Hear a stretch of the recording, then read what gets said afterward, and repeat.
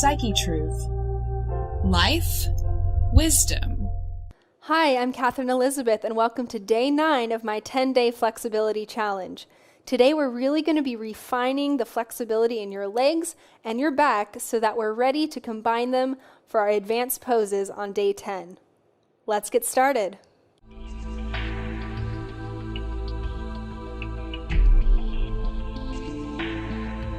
We're going to start with our knees hip-width distance apart, as though we're preparing for camel. But we're just going to rock our hips forward and just gently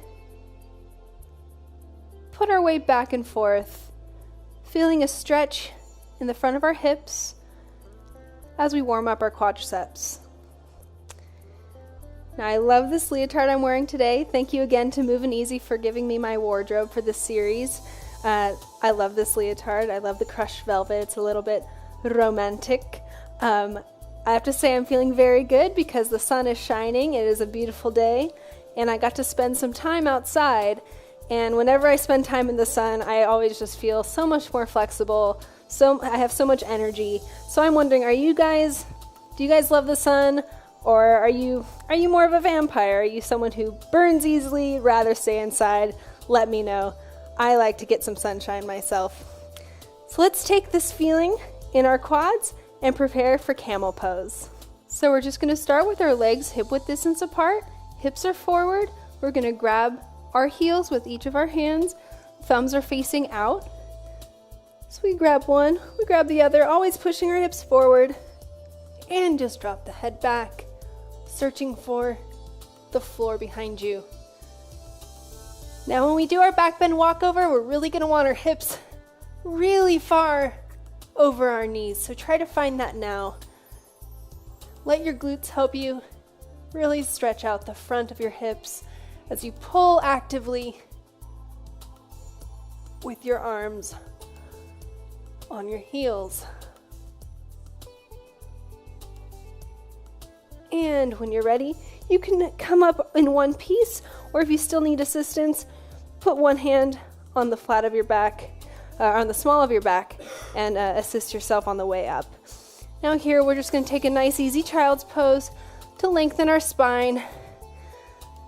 So we spread our knees a little bit wider than hip width, and we're just flattening our back as much as we can to the mat, while sitting back on our heels. Imagine you're just cradling your hips with your feet. Just really lengthen through the lower back here as you press your arms down into the mat. And take some nice deep breaths. Fill up your rib cage completely. And remember that your lungs also inflate through your back, not just your chest. So just imagine filling up a barrel. Your chest is a barrel, and you're inhaling and filling that whole cylindrical space, stretching your rib cage.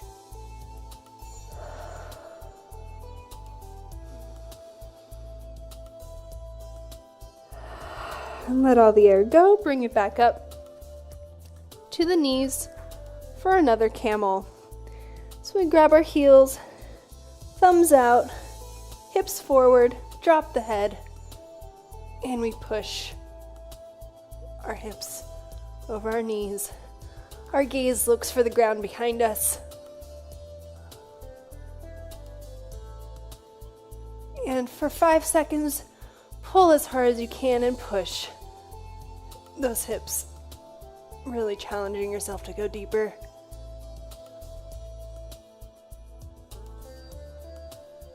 And let that go.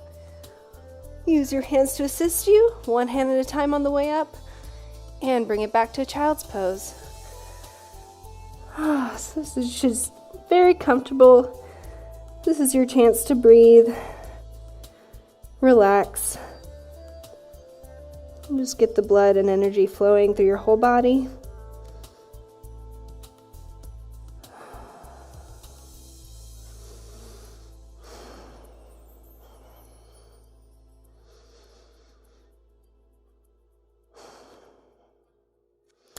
go ahead and come up. And now we're just going to bring it to a plank where we're going to work on our shoulder stability and wake up our cores. So we're starting from a full plank position with our hands slightly wider than our shoulders. We're actually going to swim our arms back as so. To get used to our weight shifting, to mobilize our shoulders, and to just find that connection of our whole body from our head to our heels. Always trying to keep the hips down, keep the spine long, and pull the belly button in towards the spine.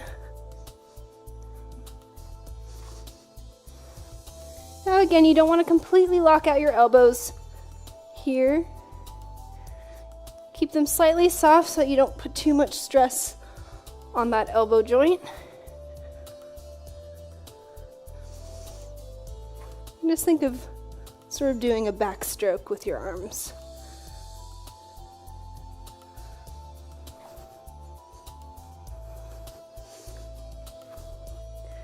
Good, let's just do one more per side.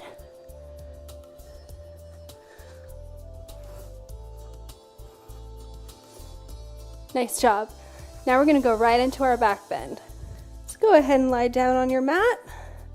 Place your fingertips right by your shoulders, facing your body. Walk your feet in just a little bit, feet hip a little wider than hip width distance apart.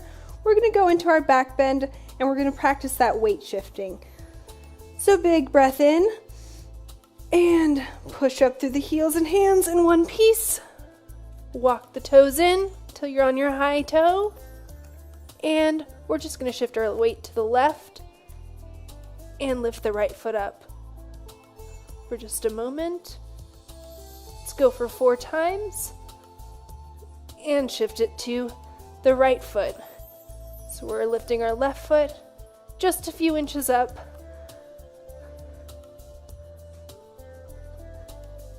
Good. Go ahead and lower those heels and bring it back down to the mat.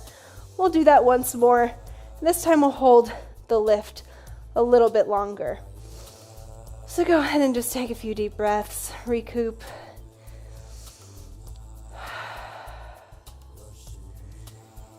And prepare for set number 2. We'll do 4 per side again. Like I said, we can go a little bit longer for each lift and maybe a little bit higher if you're ready. So inhale, exhale, push up. Walk the tips of your toes in, and we'll shift to our left foot first. Kick up that right leg for 3 and 4, and shift the weight to the right. Kick up for 1, 2, 3, 4. Heels come down, and we lower ourselves to the ground. Good job. Now we're going to come to standing, and this is a good time to find a wall that you can practice on. So you're going to find your clear space that has a wall next to it. You're going to take the wall, just put your hand on it for support. We're going to take our left foot in our left palm. Our thumb is facing the floor. We're going to bring those thighs together. This is just our standing quad stretch. So we're pushing, making sure you're not just pulling your foot here. You're pushing both hips forward, and you're pushing that left hand away with your left foot. And when you're ready, you can let go of the wall.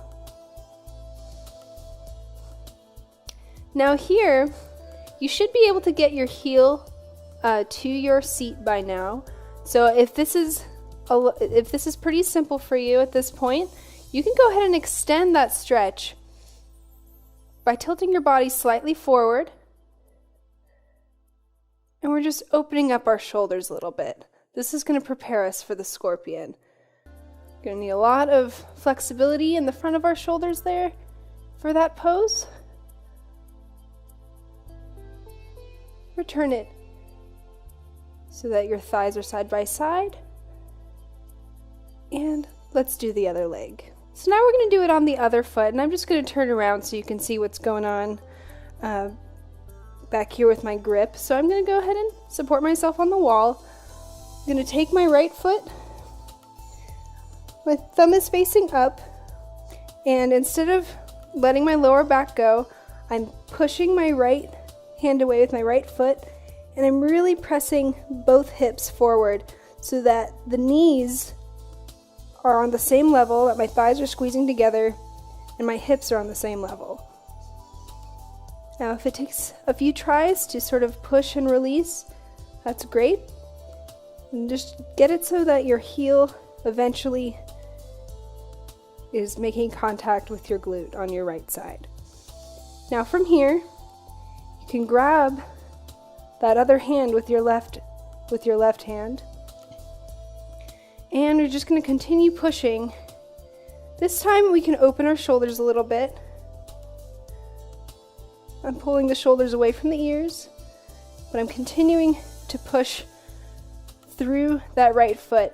Now, even though there is going to be a little bit of an arch in my lower back, I'm trying to counteract it by pulling up through my abs, trying to pull my pelvis back in this direction using my ab strength.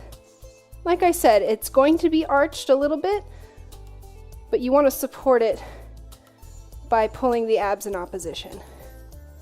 So go ahead and bring it back to center and let it go. So now we're going to do the same kind of stretch, but this time we're going to do it with the scorpion grip. So let me show you what I mean by that. So you still take the same distance away from the wall. You're going to grab the foot the same way you would do for a dancer's pose at first, which is inside of the ankle with the thumb up. Now, once you find that nice pulled up position with your hips forward, you can go ahead and start to kick your foot back. This time though, the knee is going to go slightly out, face it in so it protects that joint. You're going to pull your foot to your seat, and you're going to grab this with your right hand. So you actually need to find sort of a crossed position with your hand, because eventually you're going to pull that foot up and over your head. So just experiment with that. Find that grip, and if you want, you can start pulling it up towards your head, finding your center. Ideally, the foot should go right above the head, just like in dancer's pose. Now, this isn't quite an advanced move, so you are welcome to try it first on a bended knee. Sometimes that's an easier way to find that central line. So again, come in through your inner ankle at first. Flare out the foot so that the knee faces slightly in. Bring the foot in, back to the seat.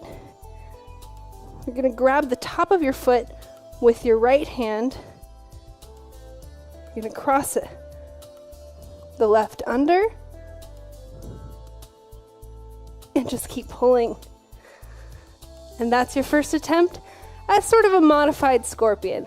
So that might have just woken up some new back muscles, and that's perfectly normal. Just get used to that feeling. Maybe practice it a few times before day 10, where we're going to go for our full scorpion. So let me just show you that one more time on the other leg. So again, I'm going to start as though I was going to do dancer's pose. I'm going to use my left hand to assist me on the wall here. Just grabbing for the inside of my ankle, bringing my legs back to center, pushing my hips forward. And now, I'm flaring my foot slightly out so I can start thinking about grabbing it with my left hand. My knee is pointed inward to protect that joint. And now I'm going to grab the top of my toes with that left hand, weave my right hand under, and I'm really just going to face directly towards the wall so I have that nice feeling of security as I wrap my arm underneath and think, pushing my hands away until it's right over my head. So again, practice this at home, practice with the wall, go very slowly, don't push yourself past what feels safe and what feels good to you. I would definitely say doing it on the bended knee helps, and you can always go back to previous videos to work on your trouble spots. But that's going to be the key to getting your scorpion, is that flexibility in your legs, but also the mobility and strength in your arms and shoulders. And now we can let that all go with a nice forward fold. So you can bend your knees if you like, just loosen up your hamstrings. You're going to grab your heels with your palms facing up. Thumbs are just right outside your feet here. So I'm just going to swivel around a little bit so you can see this from the side. I'm just cupping under my heels here. My hands are touching at the pinkies and the sides of my hand. My weight is in the front of my foot, so if you can see, I can actually lift my heels off the ground if I want. And on the exhale, I'm actively pulling up through my heels, contacting my forehead to right below my knee and looking up at my navel. And I like doing this just a few times in a little bit of a flow. It's not as taxing, but gives a very effective stretch.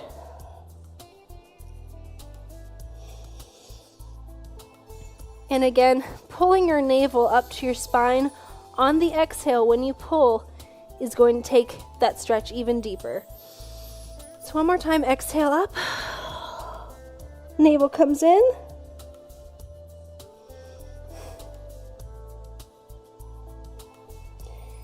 And release. Nice job. Now, as you can see, I've set up another mat next to my wall for this next pose. We're going to be doing a scorpion arm balance. So we're going to take the same principles of a handstand and bringing it to our elbows. And from there, we're just going to arch over our legs as though in dancer's pose. So let me show you how we're going to get into that.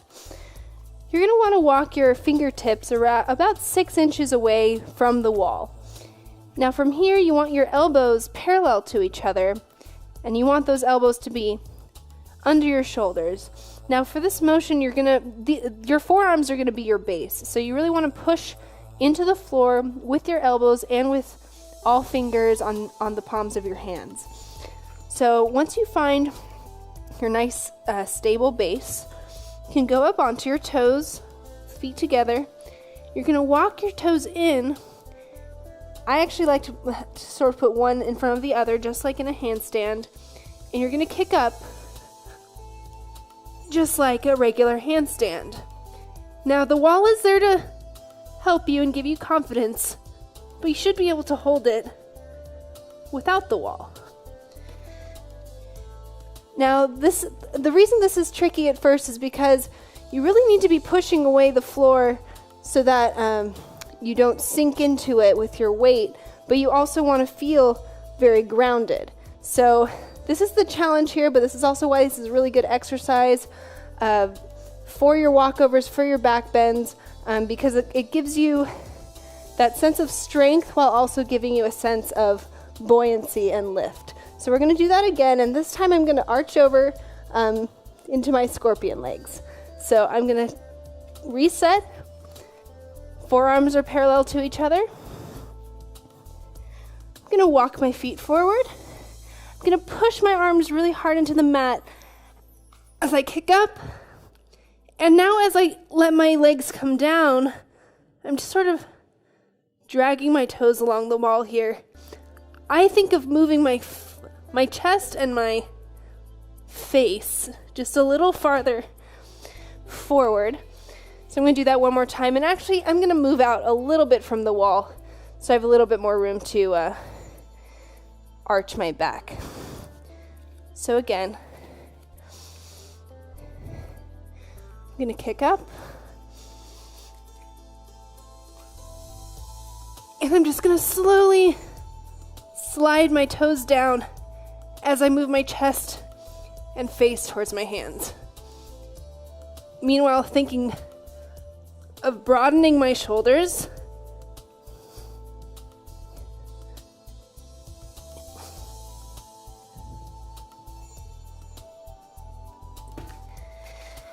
And coming down once you feel like you've reached your safest limit for the day. So go ahead and practice this on your wall at home. It's really going to help you find comfort, stability in that upside down position. So now it's time to pull out those ottomans or find the edge of your bed. We're going to be practicing our walkovers from that elevated position. So here I am with my elevated support. Today I'm using an ottoman, but as you progress, you might want to use something a little lower to the ground each time. So I'm going to sit on it with my back facing the floor. I'm just going to drop my upper body off the edge.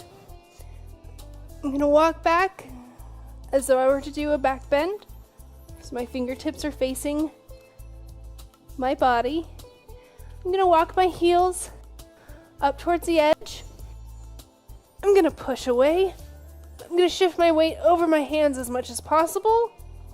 And in one strong motion, I'm going to push to the floor with my hands and kick off with my feet.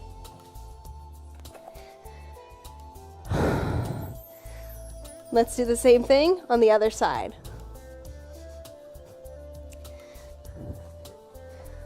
So again, I'm dropping my upper body off the side, just hanging down. Sometimes I just touch my head lightly to the floor as I'm setting my hands. And now I can walk my feet in, push through my heels and my hands simultaneously, walk my feet to the edge, and it's going to be my left foot this time. So push through my hands here. Didn't quite make it, but I had a cool balance. All right. There we go. And that's the importance of symmetry. So that second side was a little harder for me today. So if that happens to you, you might want to do that side a couple more times. But that has been our back bend walkover series, or our practice for today. Now let's take it to our splits, where we're going to go over splits on both sides. So on day 8, we did over splits with elevation under our front foot. Today we're going to do it with elevation under both feet. So the way we're going to start this is by beginning with the back foot. We're going to put our little riser here. I'm using a towel. I'm going to put my back foot ankle just right on it, and I'm going to slide into my splits as usual. Now, just like before when we had the riser in our front foot, we want to get to where we're feeling a little bit of a stretch and readjust ourselves so that we are centered, not twisting out, twisting over. Be nice and center. And also, since our back foot is raised, our weight is being pushed forward. Now we want to get that deep stretch by counteracting that and leaning back. Now this one is a bit harder for most people to do than the front foot over splits, because usually people's hip flexors are a little tighter than their hamstrings.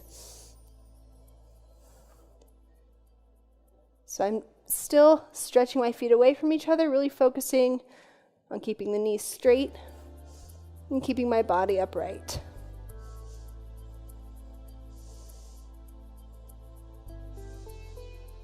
And I'm going to let that go, and I'm just going to go to the other side. When we come back, we're going to add that front elevation. So I put my right foot on the back towel, slide forward as usual, straighten both legs, starting to feel a stretch, so I'm finding my center, pulling that front hip back, pointing my toes away from each other, and getting a nice stretch.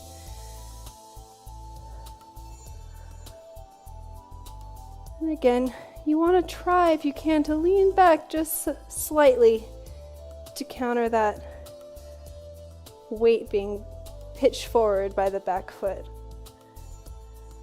by the back riser.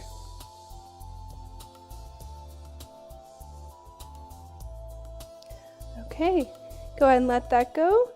Bend your knees out of it so you can come out of it comfortably. You're going to come back to the right foot front. Place the other riser at the front of your mat, both in one long line. And I still place my back foot first because it's easier to readjust the towel in the front if need be. So here I go, elevated from both feet. And this is about 180 degrees, but I am still a few inches off the mat because of the elevation. So I'm just going to stretch my legs far from each other. I'm not thinking about pushing down. I'm thinking about stretching my legs outward. And that extra stretch just comes naturally. Now, in this position, I have to think extra hard about rolling that back hip forward and towards the mat. It's very easy to sort of go off to the side here, but we really want to think hip down and right hip, your front hip, pulling back.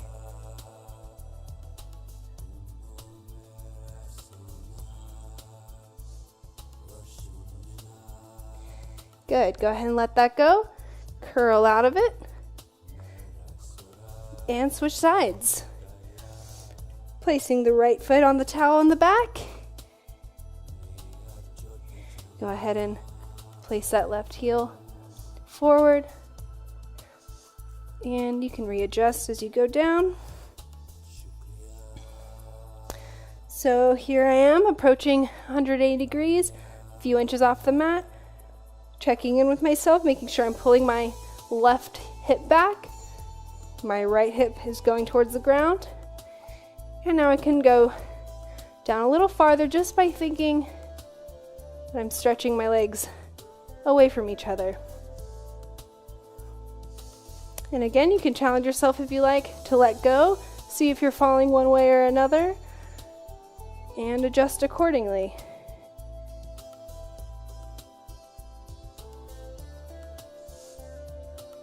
Again, leaning slightly back. Get that deep stretch in the back leg.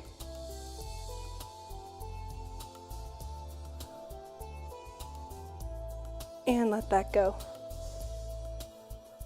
Well guys, you just completed day 9 of the 10-day flexibility challenge. So you know what that means. We have 1 day left and we're going to hit all of those advanced poses that we've been working towards.